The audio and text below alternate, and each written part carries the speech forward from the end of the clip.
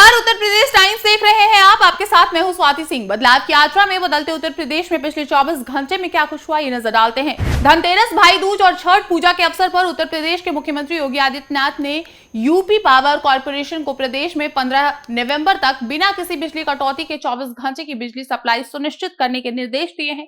इस योजना के तहत प्रदेश भर में विद्युत आपूर्ति में किसी भी प्रकार का व्यवधान न हो, इसके लिए पावर कॉर्पोरेशन और सहयोगी वितरण डिस्कॉमों ने आवश्यक तैयारियां पूरी कर ली है। उपभोक्ताओं की शिकायतों को तुरंत हल करने के लिए विभिन्न वितरण निगमों में कंट्रोल रूम भी बनाए गए हैं, जहां लोग अपनी बिजली संबंधी समस्याएं दर्ज कर सकते हैं। कॉर्पोरेशन मुख्यालय से वरिष्ठ अधिकारी प्रदेश भर की विद्युत आपूर्ति की लगातार निगरानी करेंगे। बिजली संबंधी शिकायतों के समाधान के लिए टोल फ्री नंबर 1912 पर भी संपर्क किया जा सकता है। अधिकारियों को निर्देश दिए गए हैं कि इस टोल फ्री नंबर पर दर्ज सभी शिकायतों के त्वरित समाधान सुनिश्चित करें। इस निर्णय से लोगों को लगातार और निर्बाध बिजली आपूर्ति प्राप्त होगी, जिससे त्योहारों का आनंद बिना किसी बाधा के मनाया जा सकेगा।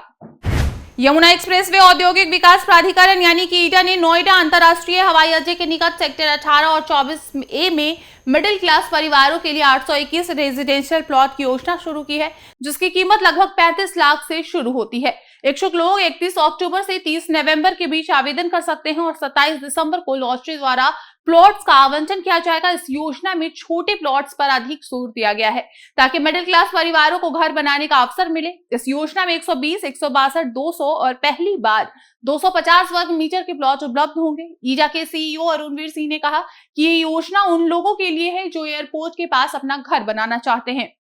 नेशनल टेस्टिंग एजेंसी यानी कि एनटीए ने जेईई मेन 2025 के परीक्षा पैटर्न में बड़े बदलाव किए हैं। अब सेक्शन बी में छात्रों को विकल्प नहीं मिलेगा और प्रत्येक विषय में 5 अनिवार्य प्रश्न होंगे।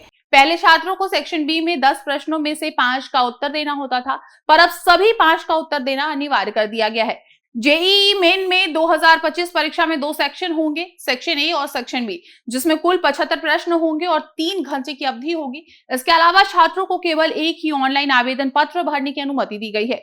एक से अधिक आवेदन करने पर आवेदन रद्द कर दिया जाएगा और ऐसे छात्रों के खिलाफ कानूनी कार्रवाई भी की जा सकती है। इस बदलाव से परीक्षा की प्रक्रिया में पारदर्शिता और अनुशासन की उम्मीद की जा रही है। इच्छुक उम्मीदवार परीक्षा से जुड़े सभी अपडेट एनटीए की आधिकारिक वेबसाइट पर पा सकते हैं और 22 नवंबर तक आवेदन कर सकते हैं।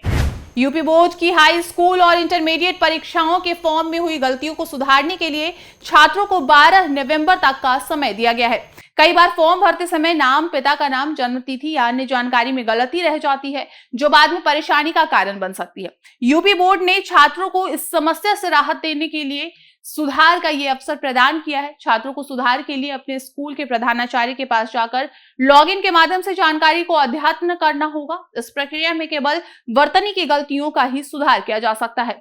फॉर्म में सुधार के बाद परीक्षा परिणाम में वही जानकारी अंकित होगी। ये प्रक्रिया समय सीमा के भीतर पूरी करनी होगी, अन्यथा परीक्षा के परिणाम में गलती बने रहने की जोखिम होगी, जिसके बाद में सुधारना चुनौतीपूर्ण होगा।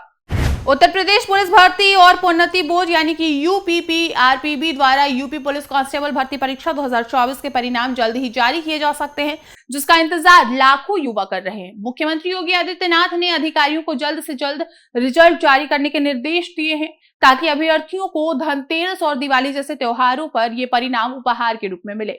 इस वर्ष 60,244 कांस्टेबल पदों के लिए आयोजित हुई परीक्षा में लगभग 32 लाख युवाओं ने हिस्सा लिया।